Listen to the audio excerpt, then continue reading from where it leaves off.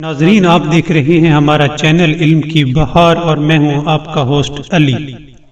ناظرین، قرآن مجید میں اللہ تعالیٰ کا ارشاد ہے کہ کوئی شے ایسی نہیں ہے جو اس کی تسبیح نہ کرتی ہو، یہ اور بات ہے کہ تم ان کی تسبیح کو نہیں سمجھتے۔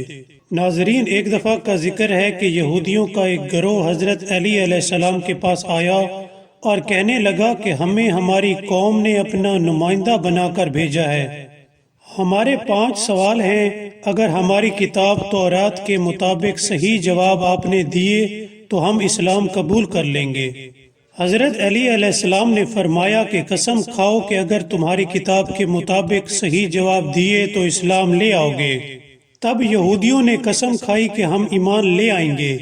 مولا علی علیہ السلام نے فرمایا کہ اب پوچھو تم کیا پوچھنا چاہتے ہو۔ یہودیوں نے کہا کہ ہمارا پہلا سوال یہ ہے کہ ہمیں بتائیں کہ اونٹ کیا تسبیح کرتا ہے۔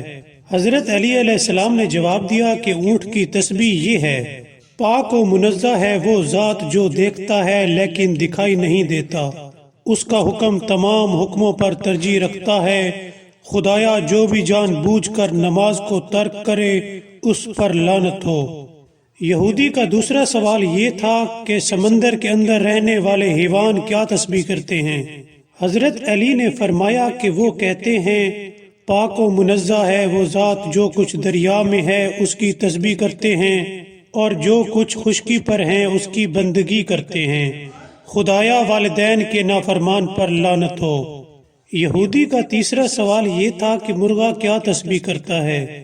مولا کائنات نے فرمایا کہ مرغے کی تسبیح یہ ہے، پاک ہے وہ ذات جس کی نہ کوئی اولاد ہے اور نہ والد، خدایا قطع رحم کرنے والے شخص پر لعنت ہو۔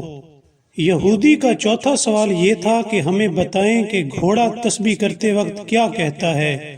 حضرت علی علیہ السلام نے فرمایا کہ گھوڑا یہ کہتا ہے، پاک اور پاکیزہ خدا، زکوٰۃ نہ دینے والے پر لعنت ہو۔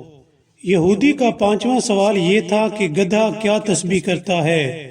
حضرت علی علیہ السلام نے فرمایا کہ گدھا کہتا ہے، پاک ہے وہ ذات جس نے اپنی بندگی کے لیے بندوں کو چنا، خدایا تو لعنت کر ایسی عورت پر جو شوہر رکھتی ہو اور ایسے مرد پر جو عورت رکھتا ہو لیکن پھر بھی غلط کام کریں۔ ناظرین، تب یہودیوں کی جماعت نے کہا کہ خدا کی قسم یہی جوابات ہم نے تورات میں دیکھے ہیں۔ یہ گروہ جو 5 افراد پر مشتمل تھا، ان میں سے ہر ایک فرد 1000 افراد کی طرف سے وکیل تھا، اور ان 5 جوابات کی وجہ سے 5000 افراد دائرہ اسلام میں داخل ہو گئے۔ ناظرین، اگر آپ کو ہماری ویڈیو پسند آئی ہو تو سبسکرائب کرنا مت بھولیے گا۔ Thank you.